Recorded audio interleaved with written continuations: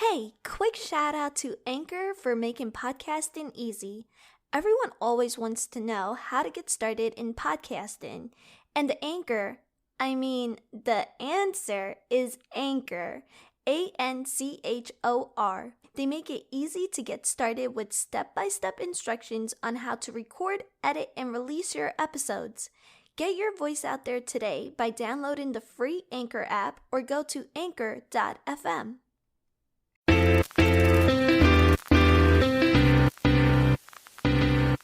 Hey guys, welcome back to Tea Time with Tea. I'm your host Teresa, and today we have Dave Idell on the show. Welcome, Dave. Thank you for having me. Thank you for being here. So we're going to get into this. A little bit about Dave, guys. He's the CEO of a company called Croissant. Dave, tell us a little bit about Croissant. So Croissant, it's spelled just like the food croissant, and we're basically an app that gives freelancers, small teams, startups, consultants, anyone who works on a laptop, whether they're working for themselves or for a big company that basically needs a place to go to do work in their city when they're on the go, whether they need a quick place to jump into to get some work done to prepare for their meeting, or a place to actually hold a meeting with a guest, or they're just working from home most of the time and they want to get out of the house. We have tons of workspaces all around the city that they can choose from to hop into with the app. Very cool. Super cool. Dave is he's a programmer. He came up with this app alongside his girlfriend, Nisha. That's correct. Very cool girl who's also going to be on the show next. And he graduated from SUNY Albany in computer science. That's right. Very nice. Dave, tell me a little bit. How did you get into computer science? That goes way back to, I must have been like 9 years old when the old man, he taught me basic programming language. Or he gave me a book which taught me it. And, he made sure I was learning something.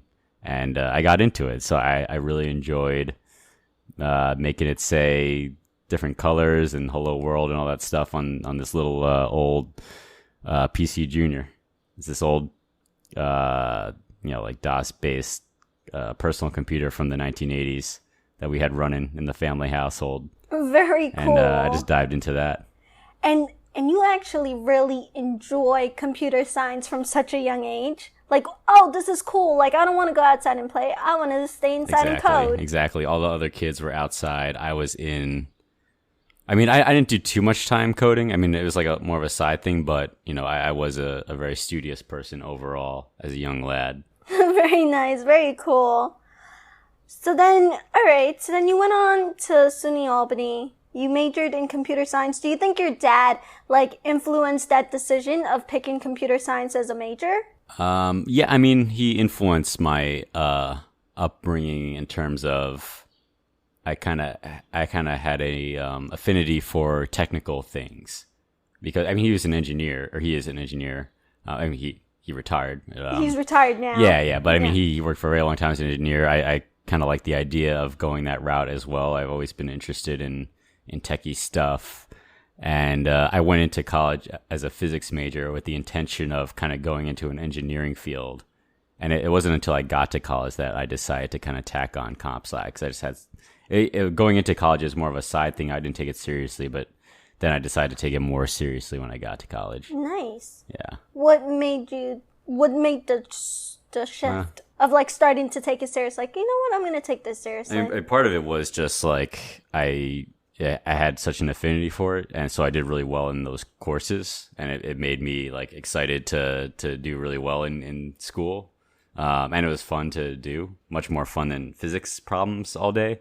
I think most people would probably agree with that. Comparing physics to comp sci, I just saw comp sci as way more fun, so I just dived into it.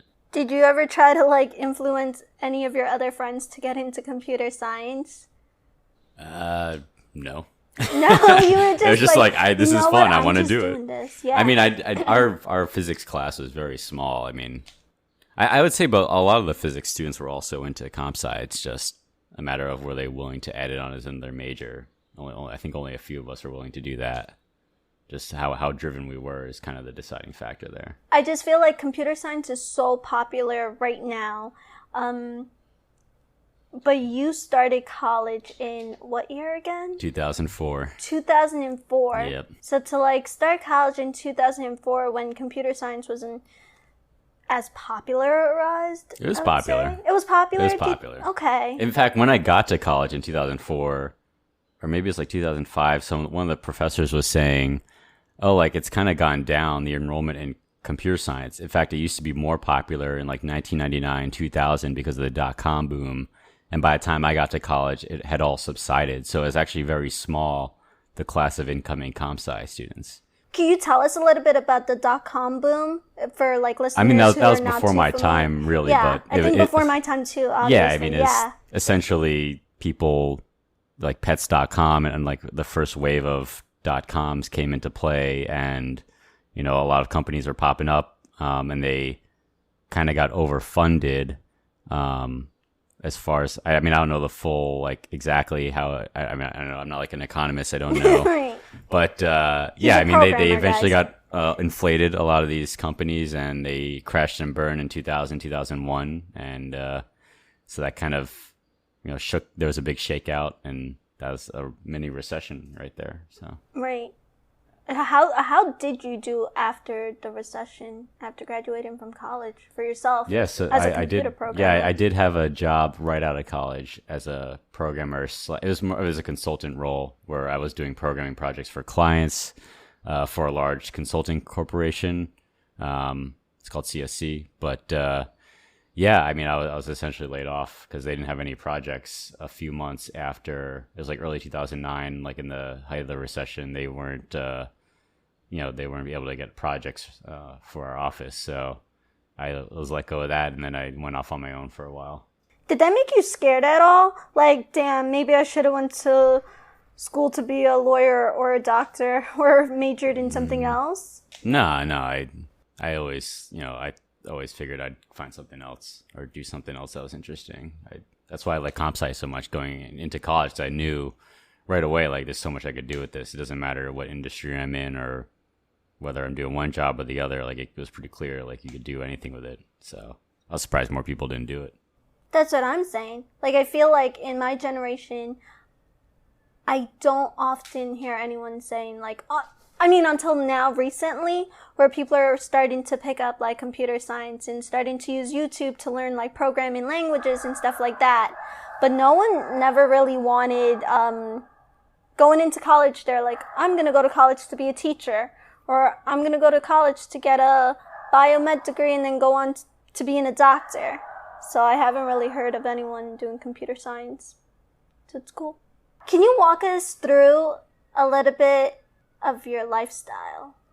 Oh, my lifestyle is absolutely absurd right now. I mean, I work pretty much 24/7 on the company, on Croissant. So lots going on. We're doing lots of things. We're a very small team trying to do a million different things. Trying to grow the company, trying to iterate on the product, trying to give good service to our customers, to our partners, trying to have strong business fundamentals throughout all of that. And, it's a full-time job for sure. So my lifestyle basically revolves around that. But, I do try to sneak in the occasional travel and, working remotely. In fact, I like to work remotely more than working in my own city. Like, I like to work from other cities, or if we're traveling to other countries, like, that's always, like, preferable, in a lot of ways, or at least I like to change things up, I guess you could say. I like to change up my environment. Not just within my own city, but going to different cities, trying out co-working spaces, trying out different coffee shops. I'm always, like, on the move. So that's kind of like the lifestyle lately, the past few years. Do you have, like, a favorite location that you have worked out of? Like, in-state or out-of-state? I mean, it depends what mood I'm in. Like, I had a lot of fun, like, last year, for example, basically working on the beach. Like, I was kind of, like, living the entrepreneur dream, because we got this spot in, like, an Airbnb in Croatia on this beach that had these coffee shops where you could just, like, sit there on your laptop and do your work at those shops on the beach and, like, get, like, cappuccinos for, like, $1. It's just That's like a amazing. good setup. It was a good setup for a while. And but in New York, there's some cool spots too. When I'm here in New York, like my new favorite space to go is World Trade Center, and I go to our partner space there. It's got a nice view. It's a nice interior building. It's got nice amenities, and there's some other like cool spots around the city that are good too.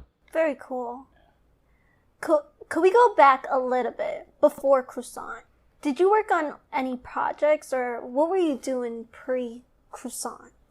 I did a bunch of different things. So I guess I should say going back to the recession is right before I lost that job that me and some friends were working on building a hedge fund, basically. And when I lost that job, I went to work on that idea full time. And, we got pretty far with it. We raised some money. But in the end, we kind of ended up even on our venture. We kind of like broke even on our trading and stuff like that. So it wasn't really going anywhere. And then I kind of packaged up our idea and tried to make it into some software that we can sell online as like a kind of a retail trading tool. Okay. It was pretty cool. Some people bought it. It was nice. It was some good experience selling something online. It was fun. But again, I wasn't really getting too much traction there. So that's when I decided to get a job on Wall Street, just like making trading systems. So I did that for working several with the years. big guys. I guess you could say that. I mean, it was a brokerage, and they were doing like swaps trades and things like that. And it's a very kind of a complex trades that they were doing. So they had complex systems for recording these trades and reporting them to the government, reporting them to their counterparties, and keeping track of everything. It was kind of a pretty big operation. So I was like thrust into the middle of that, and I got a lot of interesting experience there.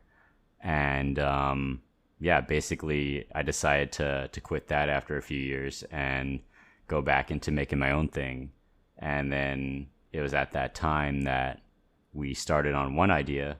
And then it was while we were working on that first idea that we pivoted to working on Croissant because we had the need for Croissant. So that's kind of like a professional history in a nutshell. I like it. Yeah. Working for yourself versus working for the companies. What are your likes? What are your dislikes? So for myself, I mean, I like the feeling of being in control of my destiny. And, if I don't like something, I'll change it. Or if I want to do something, I'll just do it. For the most part, I mean, I do have business partners that, I mean, I can't just be a dictator and do whatever I want, but like there's much more, I have much more of a say, obviously, in my own thing creatively and whatnot. And that's like a pretty good feeling. That's like something that's hard to achieve for a lot of people. So I'm very grateful for that. But I mean, the downside is, lack of consistent paycheck. That's something I kind of missed from the previous Wall Street job. That was a pretty good paycheck. But, we've been able to make this work with this company, and we're making enough money to live off it. So that's for sure good. If I wasn't making enough money to live off this company, then I probably wouldn't be doing it, because how would I live? I would need to make money somehow to live.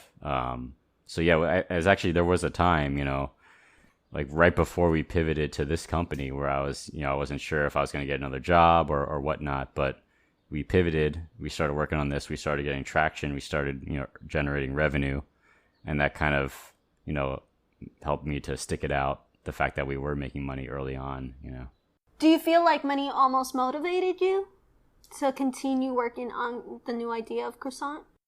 I mean, yeah, it played a part because, or at least to work on it full time, to work full time on something, there has to be, I think, a money element. Otherwise, it's going to be tough to live, unless you get like funding or something. Right. Yeah.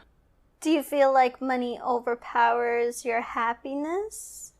I mean, I think my happiness is like irregardless of money. That doesn't mean I'm like not trying to work to generate revenue and whatnot, but I feel like whether I'm poor or I'm rich, I'm like it's not correlated with my happiness. I think I was happy in my job. I'm happy now. I'm actually much poorer now, on paper, like in terms of how much cash I have. I'm much poorer now than I was in my previous job. But I'm way more happy now because I have much more creative freedom. I mean, that could change as well. Like if our business takes off and does really well, then, potentially I could make a lot more money, which is also kind of cool to think about. It's kind of exciting. So, yeah, that's, I don't think it's correlated. Are you excited and motivated in terms of like where Croissant is heading? Yeah, I mean, I think even though we've been working on it now for 3 years, I think we've barely scratched the surface. I mean, we've only had a few thousand. I mean, some people say that's a lot of people. We've had a few thousand people use us. So that's like really awesome. But at the same time, I think there's 1 million people out there that could use us. So like we still have a long way to go. Like I want to grow from, several thousand people to 1 million people to even more. That'll be really, interesting to get to that level, I think, and to hit that. Yeah. I think that would be pretty cool. So you're basically working towards like hitting a certain number, or is it hitting a certain number, or just going above and beyond to like taking this company to the next level? Well, I don't think of it in terms of number or like the taking it to a certain level. I just see it as I'm doing something that's cool, and I'm capturing a shift that's happening in society where people like, they're freelancing more, they're starting businesses more, or even if they're, working in a corporate job, they're not in the office as much, so all those trends are happening, and I'm working on something really cutting edge that's capturing those trends. So that's kind of how I look at it. I look at it like, are we capturing this remote work trend? And that's kind of exciting to be catching this trend as it's happening, and creating a product that's growing along with that trend. So that's kind of what I keep an eye out for. That's like my rule of thumb. Like, are we capturing this trend well? Are we doing a good job servicing these customers and meeting their needs and all that stuff? So I'm constantly looking at that more so than the number of users. Because my theory is like, as long as we're doing a good job, making a good company, talking to customers, making a product that they actually need, then the revenue, then the user count will come. That'll come along with creating something of value. So that's kind of, I focus on the value first.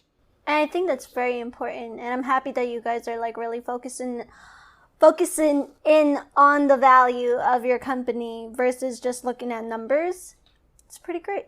Yeah, it's a nice feeling to make something that people love using. I think it's like very cool that you're focusing more on values versus the numbers. Is there anyone out there that you kind of like get inspiration from to have this way of thinking, or is it just a Dave way of thinking? That's a good question. I think it's common. I mean, I've been in the startup scene for a long time. I mean, for several years now, which feels like a long time. And, meeting a lot of other founders and mentors and speakers in the space. Like, everyone is kind of the same way. I mean, everyone always says, like, yeah, you can't just be in it for money. You have to be passionate about solving the problem. And that's pretty common, like, startup advice. And I think it's true. I think you just got to be, like, super passionate about what you're doing, because, yeah, it can get, like, tedious and difficult. It's like hard. It's like hard every day. Every day is hard. So you kind of just have to like doing it regardless of how hard it is. And being around other founders kind of reinforces that ideal, because you see other founders doing it that way. Like, everyone operates that way. So yeah, it just kind of rubs off on you, and that's being around other people in the tech scene. Like, kind of that's how you operate. So. For sure. So I think it's very cool that you have a network of founder friends, and it's very important. I think it is important if you like something and you're going for it and you're doing it, you should surround yourself by other people that are in the same circle.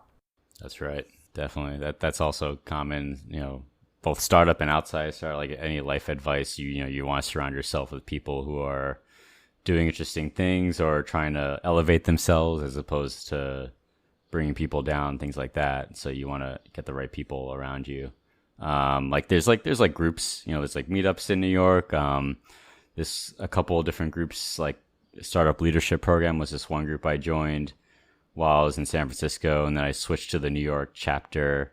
So like that's kind of like a peer group. And then I did an accelerator with the company in San Francisco as well, called 500 Startups, and that got me exposed to a lot of other founders doing interesting things, like was a very intense like 3-month program where, we're all kind of learning different tactics and things together as founders. So that was kind of a tight knit community as well. So yeah, being surrounded by people like that, will motivate you to work hard, For sure. I 100% agree with that. So a little bit before we started the podcast, we were actually talking about Grant Cardone because we both like him. That's right. Do you want to drop some Grant Cardone knowledge for us? I mean, I don't want to take credit for anything. I just like watching his videos on YouTube. I do too. I mean, I watch a bunch of YouTubers like Grant Cardone, Ty Lopez, Gary Vaynerchuk.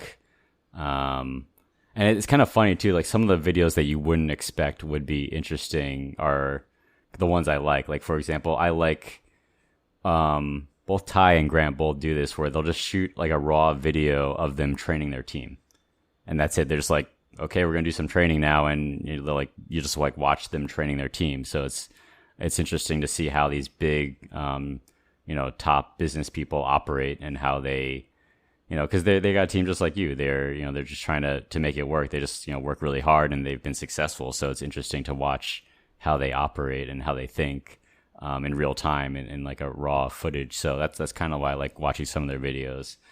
And then what other kind of, I'm trying to think what other Grant Cardone stuff I've seen online. I mean, he's got all sorts of videos he puts out. I mean, he does live streams and things like that, but yeah, he's pretty great. He's got a lot of long content. I like his like shorter videos where I can just dive in, like see something interesting, and then like that's it. I don't think I sit through his longer stuff. But. I just love sitting there and like watching his sales pitch and his videos on sales because I'm partially in that field, so I grab a lot of knowledge from that. You watch these guys; they're very successful.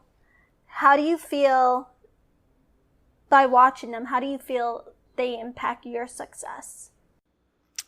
I mean they're kind of like a mentor. It's like, I mean, I don't really have I've gotten advice from various people at various times or short engagements, but I don't really have like an ongoing mentor right now. That's probably something like I need to like work on. But in lieu of that, these guys are kind of like pseudo mentors, And just like any other mentor, they're imparting knowledge on you to skip ahead, and not make the same mistakes that a lot of people make without mentors. That's what a mentor does. They help you move faster towards what you're trying to do. Instead of like taking 10 years to figure something out, you'll take like 6 months to a year because you skip, having to learn it all yourself. So whether through books or videos, they say that's another way to get mentorship. What was the question? I was gonna say how is watching their videos impacting your success? So I'm trying to think of an example. Like I said, like watching their training, how they talk to their team has impacted how I talk to my team, or how they decide what to sell, when to do a launch has also impacted some of my decisions, like how much I work on something before I launch it, or just like how I try to market the launch of it and how I announce it. I probably have done things that I've seen that they did, and I don't really think about it actively when I'm doing it, but I just try to like take it all in when I watch their stuff, because you never know something. Yeah, like I might watch hours or like 10 or 100 hours of their stuff, and like maybe only one little phrase in there, like, or one little idea was something that I go with, and the other stuff, I let fall through. That's why it's very important that you pick who you watch or who you learn from, because even the very top people, most of it's going to be, you're probably not going to like do much with it. But it's very hard to get the right advice from the right people. In fact, one thing that Ty Lopez says sometimes is you really only need like a handful of mentors. You don't need like to learn from like a lot of people. Just kind of like pick a couple people that you like and trust, and just learn from them everything you can, and dive as deep as possible, and you'll get more out of it than that. I mean, I can't like speak for that if that's like true or not, but right. I've kind of like rolled with that methodology, and seems to be working so far pretty good. So I think it's good. Yeah. He gives good advice. Yeah, so I think it's really cool that you listen to these guys. How would you say that your definition of success differs from other people's definition of success? Because I think one thing is, and we actually touched on this in our last podcast also, but I'm just curious, like, what is your definition of success? I don't know. I don't really think about that too much. That whole topic. I don't think of it in terms of success. But if I were to do it, now that you make me think about it, I would probably say it's doing what you want to do when you want to do it. That's like success for me. I don't know if it's like that for other people. I mean, yeah, everyone has their own definition of success. Like that's what, these guys say. Like, they're not going to tell you what success is. It's up to you to define it and then go for it. So that's definitely the case, I would say. I like that. I actually really like that definition. I want to put you in a scenario where you have this young person who has just graduated with a computer science degree, and they come to you, Dave Idell. I need some advice on how I could start my startup or how I could create this app. What would you say to them? Go. I'd probably be interested to hear the idea and give my thoughts on it. I mean, it's dependent on so many different things. Like, is it verifiable? Like, can you verify the idea quickly to see if it's going to work? Can you get traction on it to verify it? Almost not, like an elevator pitch, kind of? No, like, can you get paying customers? Right. Like, can you sell this? Can you quickly make something and sell it? That's like what, not only investors, but like in general, like when you want to invest your time, your own time into something, like you want to make sure you're spending your time on something that's worth your time. I kind of made that mistake in the startup idea that we were working on before Croissant. I just spent 6 months building something without verifying it.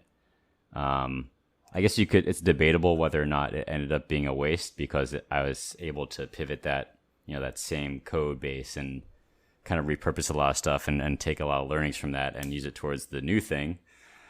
So it's kind of debatable if that experience was worth it or not. But I think most people would agree to say that, if you have a startup idea, try to verify quickly, pick something that you're passionate about that you can work on for a long time, even when it's difficult. And I don't know. I'm really not the best person to give advice for that kind of stuff. I think that's good advice, though. Yeah. Can you tell us a little bit about, like, how would you go about verifying an idea, though? Because that's, like, a concept that I'm not 100% sure of. For computer I don't science, even know. At least.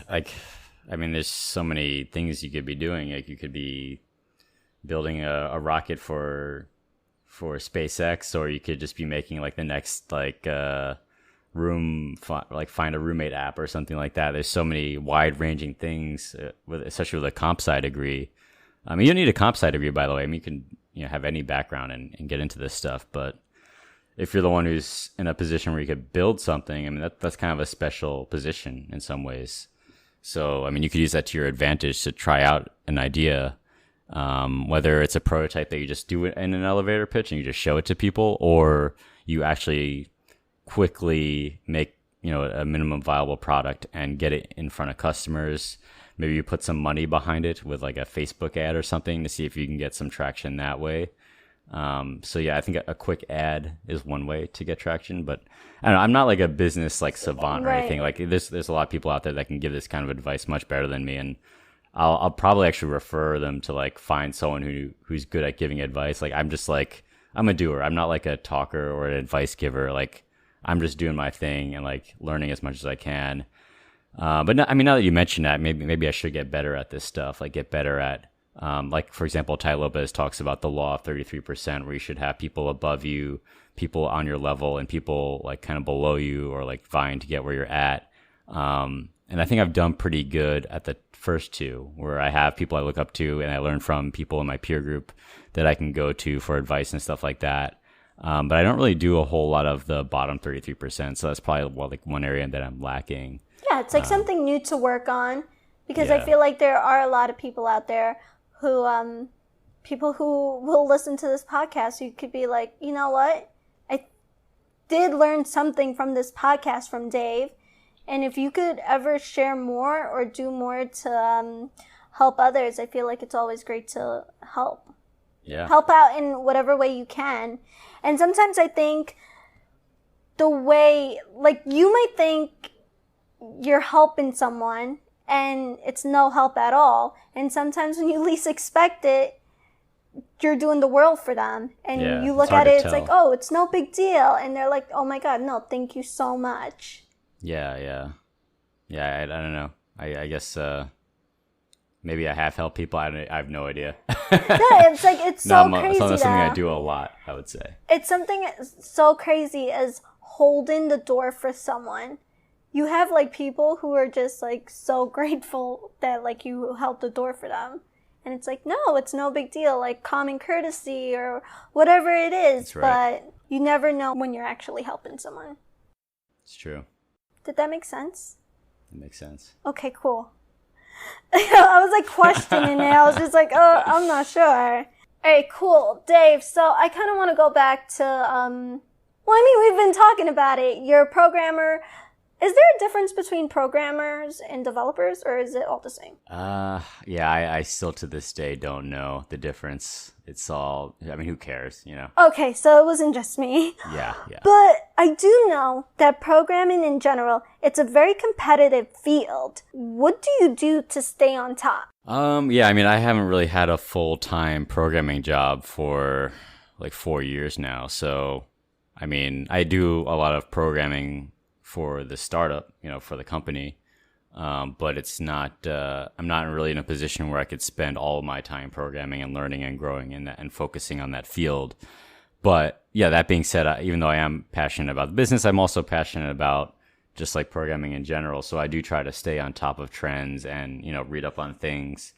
Like one thing, for example, is occasionally, I'll go to a hackathon. So the hackathon kind of forces you to sit down in a seat for 24 hours and try something new.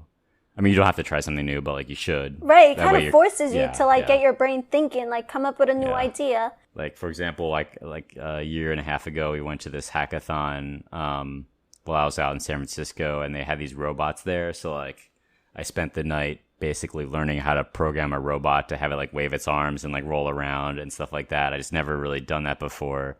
So, I mean, that was a really good, interesting experience, and I had some good takeaways from that I'll, you know, stuff like that I think is one way to stay sharp. That was a pretty cool project, though, that you guys worked on, was the robot. Yeah, because I'll let you tell me a little bit about it. What did you guys program the robot to do? We just sat there all night, and so when we arrived at the hackathon, I didn't know I was going to do robot stuff. I just got there. And we were one of the first people in, and actually, no, that's not true. I did know because when I signed up, I was one of the first people to sign up for the hackathon. So I kind of got first dibs on this offer by one of the sponsors, SoftBank. They're like a big conglomerate based out of China or something. And one of their companies is like a robotics company. And they're one of the sponsors. So they're like, hey, first 20 people, first come, first serve, can reserve a robot to play with during the hackathon. And I was just like, oh, this is cool. Like, I can play with robots. I've never really programmed a robot before. So I reserved one, and when I got there, I nabbed it right away, and I dived right in. And, you know, I wasn't sure what to do. So this robot, it's called Pepper. Pepper. And if you Google, like, SoftBank Pepper, you'll see it's, like, this, like, friendly-looking, it's kind of creepy in some ways. It's like a white robot with arms, and, like, it rolls around kind of like from the Jetsons. Friendly, creepy robot. Yeah, and it doesn't have legs, but it just has like a rolly thing. It has arms. It has a screen on its chest, so it's like so you could do things with the screen. You can program it. You can basically make like a web page for that screen, and that's what we did. We had Nisha. She was there, my girlfriend, and she made these buttons where I'm trying to remember. It was a while ago. So we had these buttons on the screen where, let's say you're at a clothing store and you pick up a piece of clothing. We kind of faked it. Like we kind of simulated what it would be like if you held the shirt up in front of the robot, and the robot would take a picture of the shirt. And then it would tell you, you know, it's kind of like scanning a barcode, like, oh, that's $19 or something like that. I mean, we obviously didn't make that matching algorithm work during the hackathon, but we made the framework for it. We had it take a picture. We had it show the item. And then we kind of faked it where it would determine the price. You know, we kind of had to determine the price. And then we had some buttons on the robot that you can tap on a button to check out with your credit card. So we kind of got like a simple, basic clothing shopping experience with a friendly robot kind of helping you through the process. Like, oh, that's this thing. Now you can check out here by pressing my screen, and it would like talk to you. That's kind of like a chat bot in real life almost. Right. It's pretty cool. Yeah, that was kind of a random thing that we were working on. Where's Pepper the robot now? So unfortunately we couldn't keep Pepper. I mean, he's a multi-$1,000 unit. So yeah, they took him all back. And it's actually interesting. The company contacted us afterwards to potentially do like some sort of publicity thing about the project. So we went to their offices and they had like 100 of these things just like stacked up in their offices. It's kind of freaky looking. But we met with their like CMO or something, and then we kind of interviewed with them. But it ended up not turning into anything. I thought it would be pretty cool to get on like CNN or something about the project. But yeah, you never know. Hackathons can be kind of crazy. I mean, Croissant started at a hackathon. Like, it was just a crazy idea we had, and we started it there. And so yeah, not only do you keep your skills sharp by going to these things, but you never know what might happen, who you might meet as well. Like, you can go by yourself, it's a networking event. You know, you find the right people to work with them, and you're forced to sit down and learn something new alongside other people. I think a great way to figure out if you like working with someone is to like try to do a test run, right? Right. So it's like a test run of working with people that you just met. So as opposed to regular networking where you don't even know the person, now you're sitting down next to them for 24 hours or 10 hours or whatever. It's like, you gotta get to know this person. Yeah. You're forced to learn if you like them or not. So it's an interesting way to do things. Very interesting. Yeah. So do you think, and this might be a little off topic, do you think robots are going to take over the world? No, that's a relevant question. I mean, like, I'm in the tech world. I think about these things. Honestly, I don't know. I mean, I've seen people like Elon Musk have commentary on this, and he says that we should start to make laws now around AI because AI could potentially threaten humanity. That's what he seriously believes.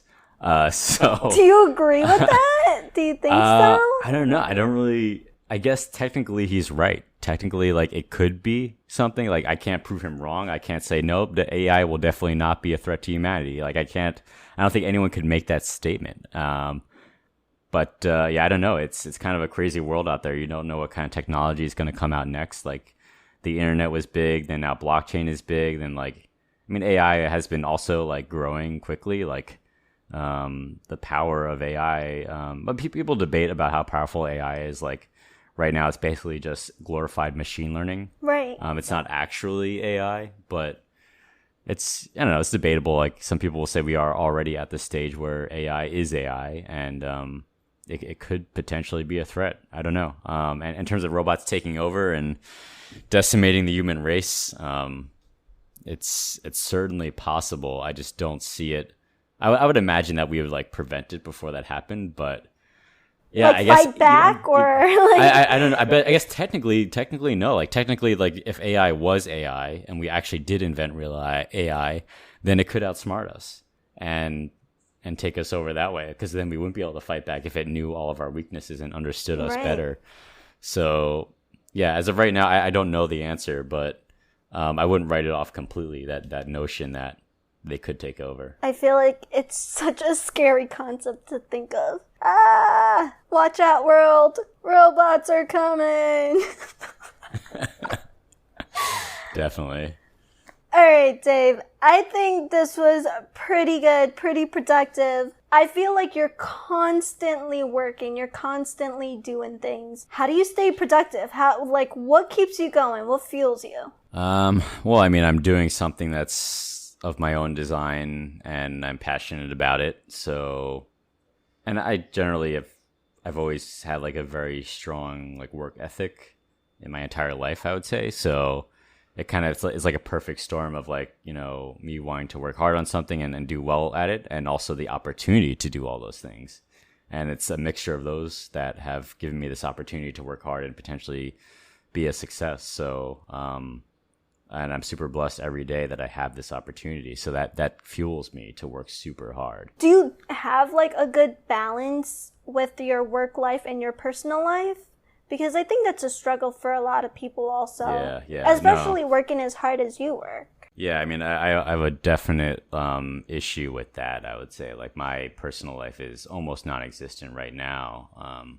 It's very focused on the company, and you know, I just never had the opportunity in my life to, like, go all out and go as hard as I possibly can. And I'm just kind of curious how far I can go with something.